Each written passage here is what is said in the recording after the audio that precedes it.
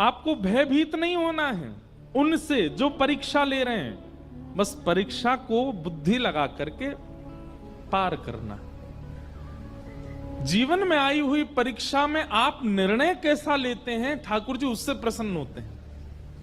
ठाकुर जी तो एक टास्क बना करके आपके जीवन में भेज देते हैं, और फिर ठाकुर जी इच्छा उनकी ऐसी होती है कि आप उससे निकलो, आप उसको पार करो। लेकिन जब हम भयभीत हो जाते हैं, जब हम उस स्थिति से भागने लग जाते हैं, तो ठाकुर जी बहुत निराश होते हैं। इसको इतनी कथाएं सुनवाई, आजकल तो इसके फोन में यूट्यूब में भी हम सब संत जनों की वाणी भेजते रहते हैं, फिर भी इतना विचलित हो रहा है, इतना परेशान हो रहा है, इतना दुखी हो रहा है। लेकिन जीवन में आई हुई परिस्थिति को परीक्षा मान करके और निर्णयात्मक बुद्धि से जब उसको पार कर लेता है कोई व्यक्ति, विचलित नहीं होता, ठाकुर जी उससे बहुत प्रसन्न होते हैं। इसलिए हमारी प्रार्थना बंधुओं, जब परीक्षा आती है, आती सबके है, मैं व्यास हूं मेरे जीवन में नहीं आती होगी ऐसा नहीं है, सबके जीवन में आती है। पर उस परीक्षा के समय पर विश्वास मत तोड़िए ठाकुर जी पर। आप लोग, मुझे पता है कई लोगों की ऐसी ऐसी परिस्थिति होती है, कभी कभी एकांत में जब मैं सुनता हूं तो मैं खुद सोच में पड़ जाता हूं कि इस परिस्थिति से कैसे निकलेगा। लेकिन संसार में एक भी परिस्थिति ऐसी नहीं है जिससे एग्जिट पॉइंट ठाकुर जी ने ना बनाया हो, सबका है। बस आप विचलित मत हो। किसी किसी की पहेली ज्यादा बड़ी है, किसी की छोटी है, पर सब पहेली का हल है। इसलिए विचलित मत होइए, बहुत शांत हृदय से, शांत बुद्धि से अपने निर्णय लीजिए और निकल पड़िए आगे।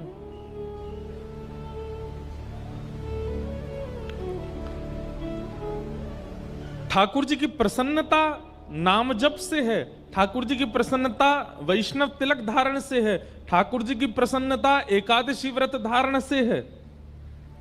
लेकिन ठाकुर जी की अति प्रसन्नता है कि जीवन में आने वाली विचलनताओं में आप धैर्यपूर्वक खड़े हो, जीवन में आने वाले उतार चढ़ाव को आप बड़ी आसानी से पार कर रहे हो। ठाकुर जी उससे अति प्रसन्न होते हैं।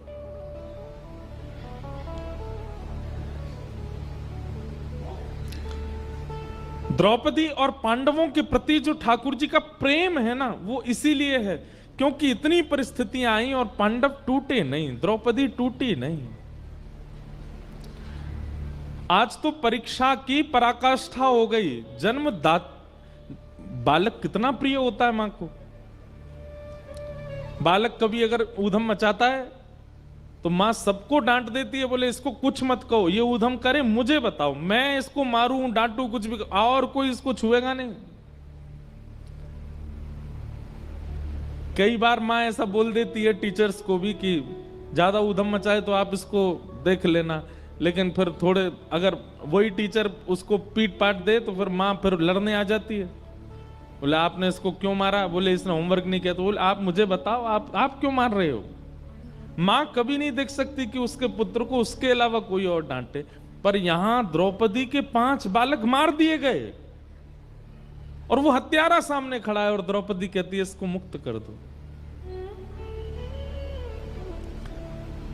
कल हमने इसी विषय पर बृहद चर्चा की थी। 5 बातें कहीं, धर्मम न्यायम शकरुणम निर्वलीकम समम महत। द्रौपदी की बात में धर्म है, न्याय है, करुणा है, समता है। ठाकुर जी उससे प्रसन्न हो गए और भगवान ने अपना नाम द्रौपदी को प्रदान किया। अश्वत्थामा पकड़ा हुआ था। अर्जुन बोले अब क्या करें, तो आधी दाढ़ी मूंछ और शिखा छेदन करके उसको सभा से निष्कासित कर दिया।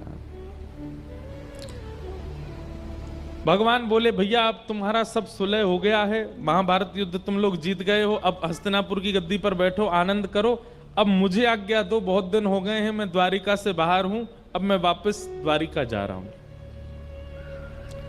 ठाकुर जी जैसे ही रथ में आरूढ़ होकर के द्वारिका को प्रस्थान करने लगे, इतने में ही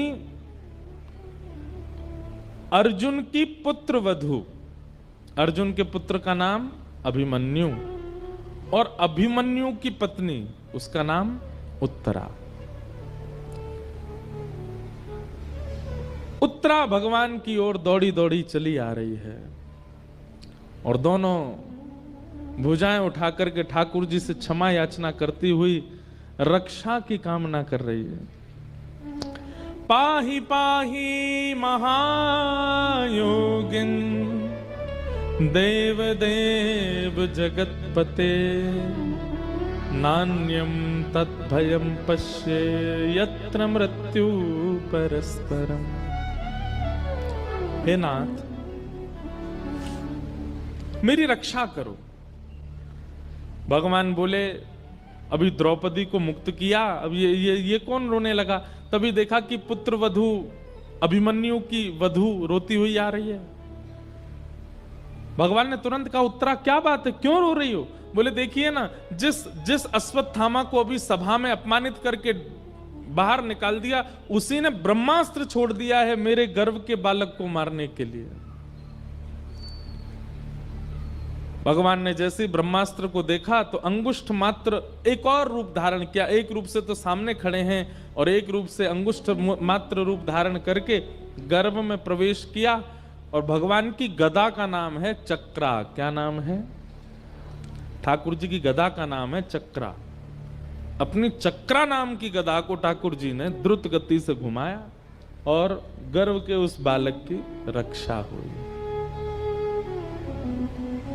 बहुत सावधानी से सुनिए सब लोग। भगवान ने उस गर्भ के बालक की रक्षा की।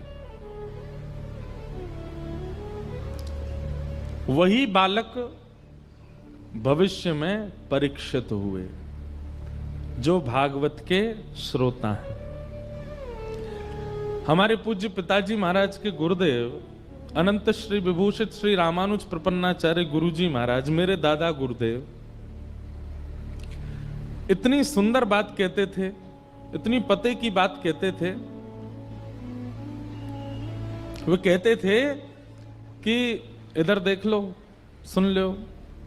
वे कहते थे कि जिस गर्भ में ना जाना पड़े उसकी सारी योजनाएं सारे शास्त्र बताते हैं।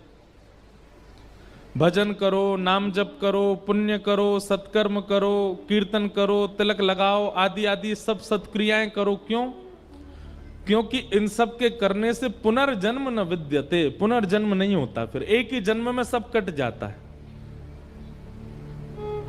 हमारे पूज्य पिताजी महाराज के गुरुदेव कहते कि गर्भ में ना आना पड़े, इसी की योजना भागवत जी बताती हैं, इसी की योजना मानस जी बताती हैं, इसी की योजना वाल्मीकि रामायण बताती हैं। और उसी गर्भ में ठाकुर जी ऐसे प्रवेश कर गए बिना कुछ विचार किए। आपको पता है, जब मां के गर्भ में बालक होता है, श्रीमद् भागवत के तृतीय स्कंद में कपिल विभूति संवाद में जंतु स्तुति है। वहां पर भगवान कहते हैं कि नरक से भी ज्यादा कष्टदायी होता है मातृगर्भ। कभी आपको अवसर लगे, हमने एक कथा की थी नासिक में 1 महीना की, उस कथा में आप लोग सुनिएगा। वहां कपिल विभूति संवाद हमने विस्तार से कहा था। तब वहां ये स्तुति गाई थी कि गर्भ का बालक जो स्तुति गाता है वो स्तुति कैसे करता है। गर्भ के बालक की इतनी भयावह परिस्थिति होती है,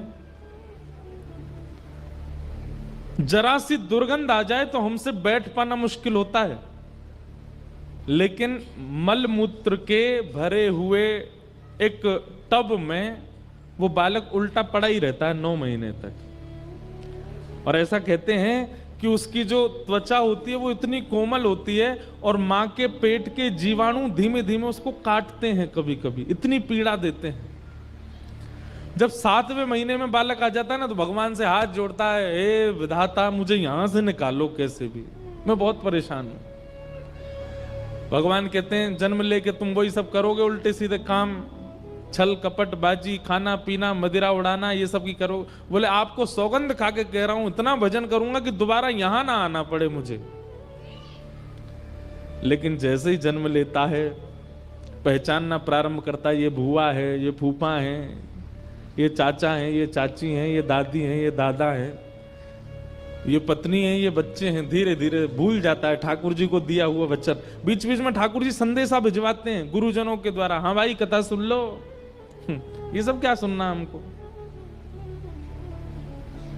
और फिर से उसी गर्भ में जाने की पूरी योजना बना लेता है। क्रियाओं को खराब करके, स्वभाव को गंदा करके, दूसरों के साथ छल कपट करके क्या करते हैं हम, पुनर्गर्भ में आने की सारी योजना बनाते हैं। और सुनिए, कर्म के अनुसार पुनर्गर्भ मिलेगा तो कई लोगों को लगता है इसमें क्या बुराई है, ठीक है हम फिर से जन्म ले लेंगे, लेकिन कहां मिलेगा ये तो नहीं पता ना।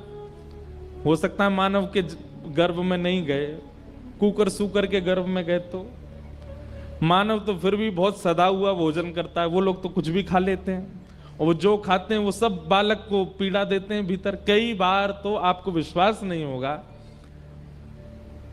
जन्म दे के जानवरों की जो माताएं होती हैं वो जन्म दे के अपने बालकों को ही खा जाती हैं।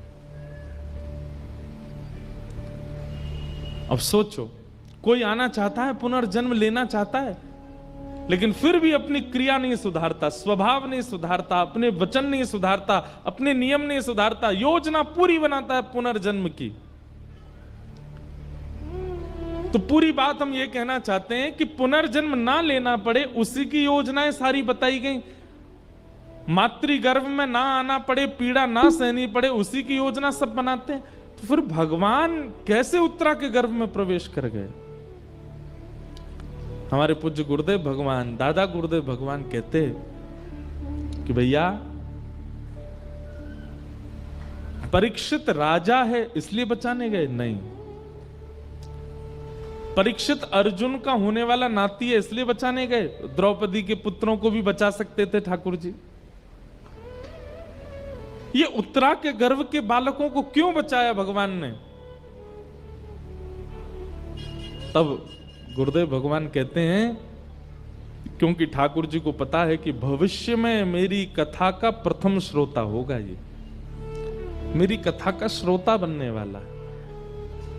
ठाकुर जी को अपना कथा का श्रोता इतना प्रिय है कि उस प्रिय श्रोता की रक्षा के लिए गदा लेकर के ठाकुर जी गर्भ में प्रवेश किए और ब्रह्मास्त्र को नष्ट कर दिया।